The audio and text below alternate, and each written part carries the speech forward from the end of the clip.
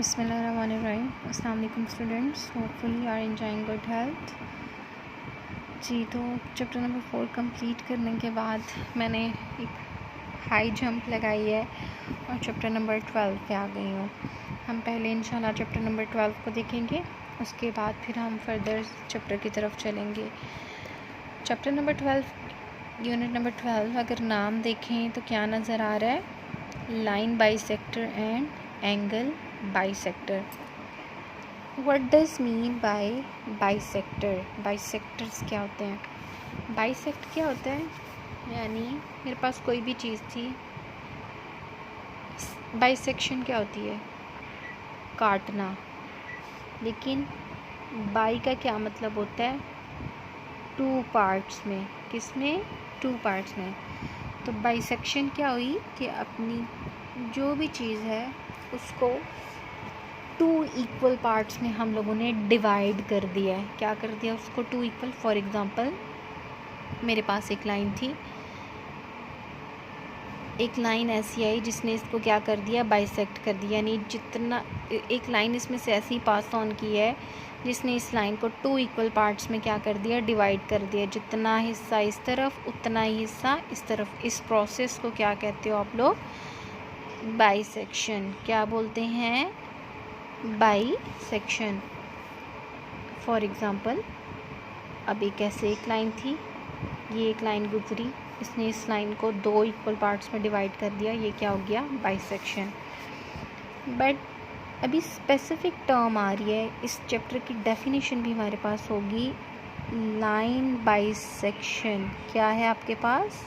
Line bisector इसको बोल रहा है। वो क्या बोल रहा है? Line bisector. लाइन बाइसेक्टर क्या है? मैं पहले आपको इस प्रोसेस को समझा दूं, उसके बाद डेफिनेशन मार्क करवाऊंगी आप लोग को। यानी मेरे पास एक लाइन है, एक स्ट्रेट लाइन है। अब लाइन सेगमेंट यूज़ होगा। क्या यूज़ होगा? Line segment. What does mean by line? What is the difference between line and the line segment? Line क्या होती है? जो किसी एक पॉइंट से शुरू हो गई, फॉर एग्ज़ाम्पल ए से शुरू होगी, बट मुझे नहीं पता ये यहाँ कहाँ पर जाकर ख़त्म होगी। यानी लाइन का कोई एंड पॉइंट नहीं होता। Line has no end point. उसका इनिशियल होता है लेकिन उसका एंड पॉइंट नहीं होता। लेकिन लाइन सेगमेंट क्या होती है? जिसके टू एंड पॉइंट्स होते हैं। जैसे ये मैं कहती हूँ, ये लाइन ए से शुरू हुई है और बी पे ये लाइन क्या हो गई है? स्टॉप हो गई है। इसको कहेंगे लाइन सेगमेंट। लेकिन एक लाइन जो शुरू हुई लेकिन पता नहीं कहाँ जाकर ख़त्म होएगी, इसको कहते हैं लाइन। अगर आपसे कोई पूछे कि what is the definition of line, then आप क्या कहोगे? A line which has only one end point. And what is line segment? A line which has two end points, it is called a line segment. सबसे पहले तो आपको line segment समझ आ गया। अब आगे चलते हैं, what does mean by line bisector. ये मैंने आपके सामने एक फ़िगर बनाई है जिसमें ये ब्लू लाइन के साथ आपके पास एक ए बी लाइन सेगमेंट था। क्या था? एक लाइन सेगमेंट था। एक लाइन एल एम ऐसी आई है जिसने इस लाइन ए बी को सी पॉइंट पे कट ऑफ किया है। सी पॉइंट पे क्या किया है? कट ऑफ किया है, बाइसेक्ट किया है। बाइसेक्ट का क्या मतलब है? कि जितना फासला ए का सी से है उतना ही फासला बी का सी से है। यानी सी जो है इस लाइन को टू इक्वल पार्ट्स में क्या कर रहा है? डिवाइड कर रहा है। यानी ये लाइन जो है इसके मिड पॉइंट में से गुजरी है। लाइन ए बी के कहाँ से गुजरी है? मिड पॉइंट में गुजरी है। फिर मैंने ये एक एरो बना के शो किया हुआ है कि ये लाइन इसके ऊपर बिल्कुल परपेंडिकुलर आके गिरी है। परपेंडिकुलर क्या होता है? यानी आपके पास एक सीधी लाइन हो, उसके ऊपर एक सीधी लाइन इस तरह से आके गिरे कि वो 90 डिग्री का एंगल बनाए, तो आप यानी राइट एंगल बनाए, तो आप उस लाइन को क्या कहते हो? कि ये इसके ऊपर क्या है? परपेंडिकुलर है। क्या है? परपेंडिकुलर है। लेकिन अब ये जो लाइन एल एम है ये दो काम कर रही है। एक ए बी के ऊपर कितने का एंगल बना रही है? 90 डिग्री का, यानी इसके ऊपर क्या है? परपेंडिकुलर। दूसरा काम क्या कर रही है कि ये इसके मिड पॉइंट में से गुजर रही है। इस लाइन ए बी के मिड पॉइंट में से गुजर रही है। तो इसको कहीं इस लाइन एल एम को फिर आप लोग क्या कहोगे? Line bisector. तो डेफिनेशन क्या बनी? अ line which bisect the line segment, या इसको इस तरह से भी कर सकते हैं, थोड़ा ज़्यादा इजी आप लोग के लिए कर देती हूँ। A line which passes through the mid point of a line segment, जो किसी लाइन सेगमेंट के मिड पॉइंट में से गुजरती है, and perpendicular to the line segment, और उस लाइन के ऊपर क्या होती है, परपेंडिकुलर होती है। तो इस लाइन को आप लोग क्या कहते हो, लाइन सेगमेंट कहते हो। फिर रिपीट करी हूँ, a line which is perpendicular to a line segment and passes through its mid point, और उसके मिड पॉइंट में से पास करती है, that line is called line bisector. आपके पास बुक पे भी इसकी डेफिनेशन मौजूद है, आप इसे हाईलाइट भी कर सकते हो। ये right bisector of a line segment भी इसे कह सकते हैं, और इसे लाइन बाइसेक्टर भी कह सकते हैं। A line is called a right bisector of a line segment if it is perpendicular to the line segment, कि वो लाइन सेगमेंट के ऊपर क्या हो, उस वो लाइन जो है लाइन सेगमेंट के ऊपर क्या हो, परपेंडिकुलर हो, और पास कहाँ से करे, उसके मिड पॉइंट में से, यानी दोनों शर्तें, दोनों कंडीशंस पूरी करेगी तो ही वो राइट बाइसेक्टर होगा, अदरवाइज़ वो राइट बाइसेक्टर नहीं होगा। ये देखें, नाम से ज़ाहिर हो रहा है राइट बाइसेक्टर। राइट का मतलब कि वो उसके ऊपर 90 डिग्री का एंगल बना रही है, और बाइसेक्टर का मतलब है कि वो उसको 2 इक्वल पार्ट्स में क्या कर रही है, डिवाइड कर रही है। ठीक है, आपको डेफिनेशन समझ में आ गई। अब इसी से रिलेटेड हम लोगों ने 3 थ्योरम्स करने हैं, और फिर देखते हैं कि उन थ्योरम्स में क्या बात होती है। उसके बाद हम चलेंगे अगली डेफिनेशन की तरफ, वो है एंगल बाइसेक्टर। थ्योरम क्या होता है, यानी आपको एक स्टेटमेंट दी गई होती है, आप उस स्टेटमेंट को रीड करते हैं, उसमें एक चीज़ आपको गिवन होती है और एक चीज़ आपको प्रूफ करनी होती है। आप वो दोनों चीज़ें लिखते हो, फिर आप खुद से उसमें कुछ एडिशन करते हो, उसको कहते हैं कंस्ट्रक्शन, यानी आप फिगर के अंदर कोई थोड़ी छेड़छाड़ करते हो और उसको अपने अल्फाज में डिस्क्राइब करते हो। इस चीज़ को किसका नाम देते हैं आप, कंस्ट्रक्शन का। फिर आप फिगर को लेते हुए कुछ स्टेटमेंट्स लेते हो और आगे उनकी रीज़न देते हो कि मैंने ये स्टेटमेंट लिखी है तो इसकी रीज़न ये है। फॉर एग्ज़ाम्पल, जैसे कि मैं अभी आपको एक बात कर रही थी कि मैंने एक लाइन के ऊपर दूसरी लाइन परपेंडिकुलर भी गिरा दी और उसके मिड पॉइंट में से भी गुजारी, तो उसकी रीज़न मेरे पास क्या होगी कि ये क्या है, राइट बाइसेक्टर है। ठीक है, इसी तरह आप कुछ स्टेटमेंट्स देते हैं उस फिगर में से और फिर उसकी रीजनिंग लिखते हो। इस तरह से आप उसको फिर क्या करते हो, प्रूफ करते हो कि जो मेरी बात मैंने की थी स्टेटमेंट्स में वो रीज़न्स ये हैं, और इस तरह मैंने इस चीज़ को क्या कर दिया, प्रूफ कर दिया। आपने 8th क्लास में भी ये थ्योरम्स पढ़े हुए हैं, लेकिन कंपैरेटिवली उससे ये वाले चैप्टर के थ्योरम्स जो हैं वो ज़्यादा इजी हैं। आइए हम फर्स्ट थ्योरम की तरफ चलते हैं इसके। जी, इसके फर्स्ट थ्योरम की तरफ गौर कीजिएगा। ये थ्योरम मैंने नीचे पेज नंबर 210 पे मिलेगा आपको। थ्योरम नंबर 1 है आपके पास, any point on the right bisector of a line segment is equidistant from its end points। अब एक चीज़ आपने गौर करनी है, स्टेटमेंट को आपने बहुत ध्यान से पढ़ना है, क्योंकि स्टेटमेंट की वजह से ही आप थ्योरम कर पाएंगे। समटाइम्स हम स्टेटमेंट को मिस अटैम्प्ट करते हैं और उसकी वजह से हमारा पूरा थ्योरम क्या हो जाता है, गलत हो जाता है। और ये क्वेश्चन पेपर में बहुत कंपल्सरी क्वेश्चन होता है, ये करना भी होता है आपने, इसलिए इसको बड़े ध्यान से आपने देखना है। इज़ से पहले जो भी चीज़ होगी वो आपको गिवन होगी। क्या होगी, इज़ आर जो भी है, इससे पहले जो भी वर्ड्स लिखा हुआ करेंगे वो आपके गिवन में जाएंगे, और इसके बाद जो भी आपके वर्ड्स आएंगे वो कहाँ जाया करेंगे, आपके टू प्रूफ में जाया करेंगे। कहाँ जाया करेंगे, टू प्रूफ में। अब कहते हैं any point on the right bisector of a line segment, यानी एक तो मेरे पास क्या गिवन है, लाइन सेगमेंट, और उसके बाद क्या गिवन है, राइट बाइसेक्टर। क्योंकि उसने क्या कहा है कि any point on the right bisector, पहले हमें एक लाइन सेगमेंट का राइट बाइसेक्टर ड्रॉ करना पड़ेगा, फिर इसके ऊपर क्या लेना पड़ेगा, एक पॉइंट। वो कहता है अब हमने प्रूफ क्या करना है उस पॉइंट के बारे में। कहता है क्या प्रूफ करना है आपने, इक्विडिस्टेंट। इक्विडिस्टेंट का उर्दू में मतलब होता है हम फासला, फ्रॉम इट्स एंड पॉइंट्स। मैंने भी आपको बताया था लाइन सेगमेंट के कितने एंड पॉइंट्स होते हैं, 2 एंड पॉइंट्स।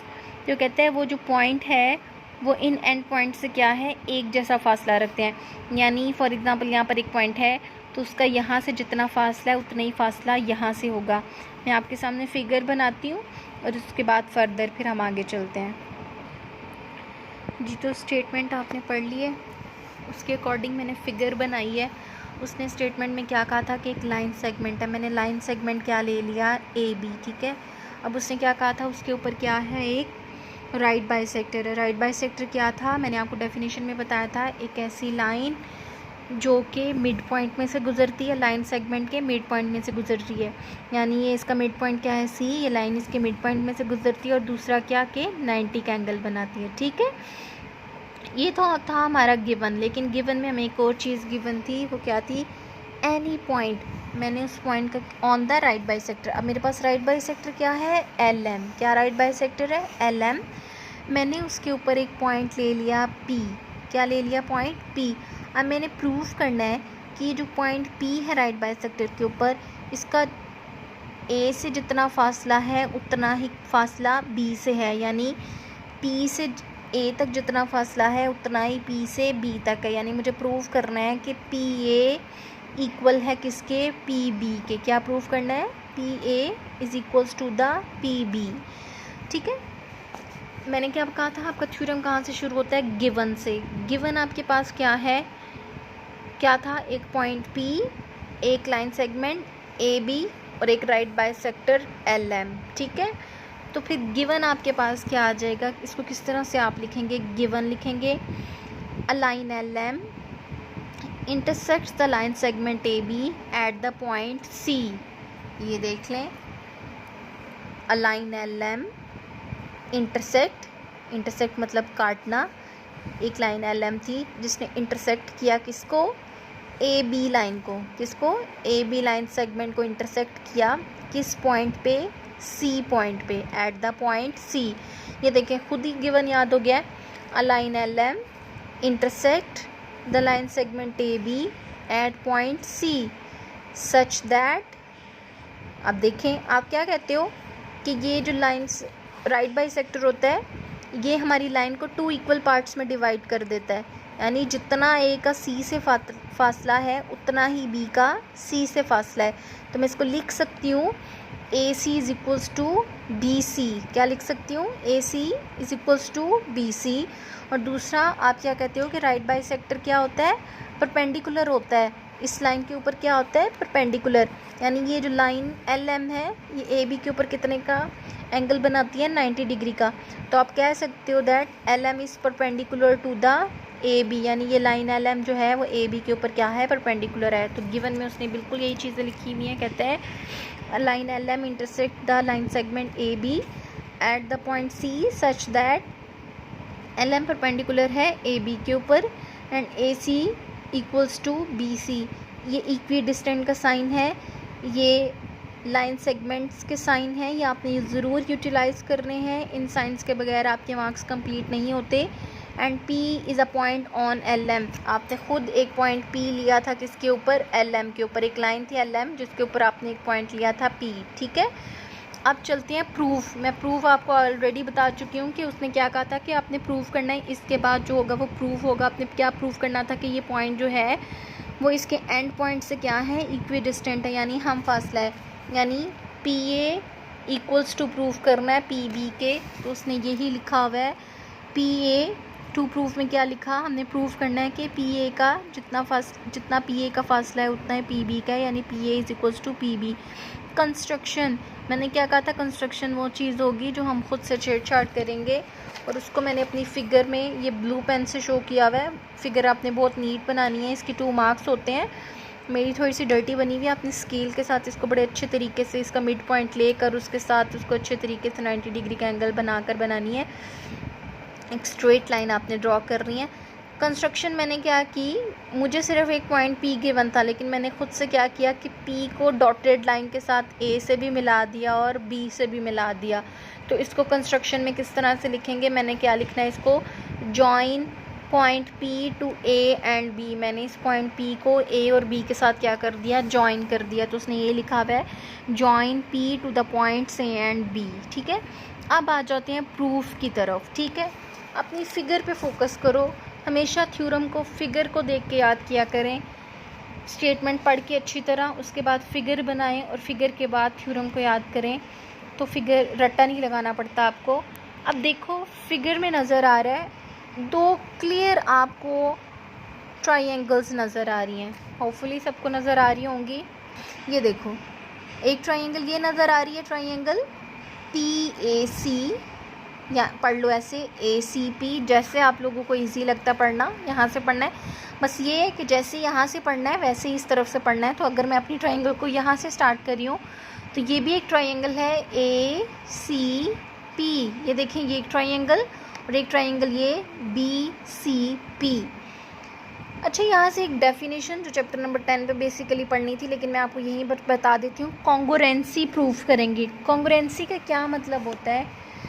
फॉर एग्जांपल मैं कहती हूँ शेप्स कॉन्ग्रुएंट हैं, कोई सी भी शेप्स हो सकती हैं। कॉन्ग्रुएंसी का मतलब ये होता है कि ये जो फिगर्स हैं ये दिखने में भी एक जैसी हैं और इनकी जो लेंथ है वो दूसरी फिगर्स की लेंथ के इक्वल है। फॉर एग्ज़ाम्पल सबसे पहले आपको कॉन्ग्रुएंसी का कॉन्सेप्ट बता दूँ, थोड़ी सी बात लंबी हो जाएगी। फॉर एग्ज़ाम्पल एक ट्राइंगल ये है, एक ट्राइंगल ये है, ठीक है। मैंने प्रूव कर दिया कि ये वाली ट्राइंगल इस ट्राइंगल के क्या है, कॉन्ग्रुएंट है। यानी कॉन्ग्रुएंट का मतलब है कि ये बिल्कुल एक जैसी है। एक जैसी से मुराद कि इनकी शेप भी बिल्कुल एक जैसी है। फॉर एग्ज़ाम्पल इसका ये एंगल 1 है, इसका ये एंगल 2 है और ये इसका एंगल क्या है 3। तो इसका मतलब है इसका एंगल 1 के इक्वल है, इस ट्राइंगल का एंगल 2 इसके एंगल 2 के इक्वल है और इसका एंगल 3 इसके एंगल 3 के इक्वल है, ठीक है। उसके बाद फॉर एग्ज़ाम्पल अगर ये साइड 1 है, ये साइड 2 है और ये साइड 3 है, तो इसका मतलब है इसकी साइड 1 इसकी साइड 1 के इक्वल है, इसकी साइड 2 इसकी साइड 2 के इक्वल है और इसकी साइड 3 इसकी साइड 3 के इक्वल है। अब किसी भी शेप की कॉन्ग्रुएंसी प्रूफ करने के लिए आपको उसकी हाफ चीज़ों को प्रूफ करना पड़ता है। हाफ ऑटोमेटिकली क्या कह सकते हैं आप, इक्वल है। यानी अब ट्राइंगल है उसके 6 एलिमेंट्स होते हैं, तो आप कोई से 3 एलिमेंट्स को दूसरी ट्राइंगल के 3 एलिमेंट्स के इक्वल प्रूफ कर देंगे तो वो आप कह सकते हैं कि ट्राइंगल्स क्या हैं, कॉन्ग्रुएंट हैं। अब आप चाहें, अब ट्राइंगल के क्या एलिमेंट्स होते हैं, उसकी 3 साइड्स होती हैं और 3 उसके क्या होते हैं, एंगल्स होते हैं। आप चाहें तो एक ट्राइंगल के तीनों साइड्स को दूसरी ट्राइंगल के तीनों साइड्स के इक्वल प्रूफ कर दें। आप चाहें तो एक ट्राइंगल की एक साइड 2 एंगल्स और दूसरी ट्राइंगल की भी एक साइड 2 एंगल, यानी इस तरह से आप कोई सी 3 चीज़ें प्रूफ करनी है। वो तीनों चीज़ें, तीनों एंगल भी हो सकते हैं, तीनों साइड्स भी हो सकती हैं, एक एंगल 2 साइड्स या 2 एंगल 1 साइड, इस तरह से भी हो सकती हैं। अप टू यू, डिपेंड करेगा हमारी फिगर पे कि हमें क्या प्रूफ करना है, ठीक है। ओके, अब मैं बात कर रही थी कि मेरे पास 2 ट्राइंगल्स आ गए हैं ACP एंड BCP। तो मैंने अपनी स्टेटमेंट में भी ये लिखना है, इन क्या लिखा, in triangle ACP and triangle BC। मैं इनकी करिस्पॉन्डेंस शो करने लगी। ये किसका सिंबल है, करिस्पॉन्डेंस का, ठीक है। मैं इनका कंपैरिजन करने लगी हूँ, करिस्पॉन्डेंस लेने लगी। In triangle ACP corresponding in triangle BCP, ठीक है। अब मुझे गिवन था, गिवन मतलब दिया गया था, मैंने अपने गिवन में लिखा था कि AC जो है BC के क्या है, इक्वल है। यानी इस ट्राइंगल की साइड AC, इसकी भी बेस और इसकी भी क्या है, बेस, यानी दोनों के आगे इक्वल, क्योंकि आपने गिवन में लिखा था कि AC is equals to the BC, ठीक है। तो आप कह सकते हो AC इक्वल्स टू BC। और यहाँ पर रीज़न क्या दोगे, गिवन, क्योंकि ये चीज़ आपने कहाँ बताई थी, ये देखें आपने गिवन में बताई थी, ठीक है, इसलिए आपने इसकी रीजनिंग क्या दी, गिवन। अगली चीज़ आपने क्या कहा था, LM इसके ऊपर क्या है, परपेंडिकुलर है। यानी इधर भी कितने का एंगल बनाती है, 90 डिग्री का, और इधर भी कितने का एंगल बनाती है, 90 डिग्री का। यानी दोनों तरफ किसका एंगल बन रहा है, 90 डिग्री का। तो आप कह सकते हो ना, एंगल का साइन होता है ये वाला। आप कह सकते हो angle BCP is equals to angle ACP, क्योंकि C पॉइंट पर इस तरफ भी 90 डिग्री का एंगल बन रहा है और इस तरफ भी 90 डिग्री का। तो ये चीज़ आपने लिखी, angle ACP equidistant to angle BCP। और इसकी रीज़न आपने सिर्फ यही देनी है, LM perpendicular to the AB या PC perpendicular to the AB। इतनी सी बात पे आप इसको ख़त्म कर सकते हैं कि PC इसके ऊपर क्या है, परपेंडिकुलर है AB के ऊपर, इस वजह से ये क्या पॉइंट C पर किसका एंगल बना रहा था, 90 डिग्री का। अब देखो PC शेयर कर रहा है, PC इस ट्राइंगल का भी हिस्सा है और PC इस ट्राइंगल का भी हिस्सा है। तो PC इक्वल्स टू PC लिख सकते हैं ना, क्योंकि PC इस ट्राइंगल का भी पार्ट है और इस ट्राइंगल का भी। तो ये चीज़ लिखी, PC equals to the PC। और इसकी रीज़न क्या लिखेंगे, कॉमन, क्योंकि ये एंगल ट्रायंगल BCP में भी आ रही थी और ट्रायंगल ACP में भी आ रही थी। मैंने क्या कहा था, कोई सी 3 चीज़ों को प्रूव करना है आपने कॉन्ग्रुएंसी के लिए, और आपने 2 साइड्स और एक एंगल को प्रूव कर दिया है, तो आप कह सकते हैं कि triangle ACP is equals to the triangle BCP। और इसकी रीज़न क्या लिखेंगे, SAS पास्चुलेट, या इसको इस तरह से भी लिख सकते हैं SA.S is equals to the S.AS, यानी आपने इस ट्रायंगल की एक साइड एंगल और 2 साइड्स और एक एंगल को प्रूव कर दिया, दूसरी ट्रायंगल के 2 साइड्स और एक एंगल। अब आपने कोई सी 3 चीज़ें प्रूव कर दी हैं, बाकी की 3 ऑटोमेटिकली क्या हो जाएंगी, इक्वल प्रूव हो जाएंगी। अब ये पूरी की पूरी ट्रायंगल इस पूरी की पूरी ट्रायंगल के इक्वल है। आप चाहे इस साइड को इसके इक्वल कहें, इस साइड को इसके, और इस साइड को इसके इक्वल कह सकते हैं। तो हमने यही लिखना था, हमने यही प्रूव करना था कि क्या ये साइड इस साइड के इक्वल है। चूँकि हमने इन दोनों ट्रायंगल्स को इक्वल प्रूव कर दिया है, तो हम ये भी कह सकते हैं कि ये साइड इस साइड के क्या है, इक्वल है। तो मैं लिख सकती हूँ अब PA is equals to PB। तो यही मैंने यहाँ पर लिखा हैंस कि PA is equals to PB। और इसकी रीज़न क्या लिखनी है, corresponding sides of congruent triangles, क्योंकि मैंने इन ट्रायंगल्स को क्या कर दिया है, कॉन्ग्रुएंट प्रूफ कर दिया है। और इसकी कोरिस्पॉन्डेंस, यानी जो साइड इसकी ली है वही साइड इसकी ली है, इसको कहते हैं कोरिस्पॉन्डेंस। तो इस वजह से ये वर्ड लिखा, और साइड्स की बात हो रही थी इसलिए यहाँ पर क्या आ गया, corresponding sides of a congruent triangle. ये एक छोटा सा थ्योरम था आप लोग के लिए, इसको अच्छी तरह से समझें तो फिर हम इंशाल्लाह नेक्स्ट थ्योरम की तरफ चलेंगे।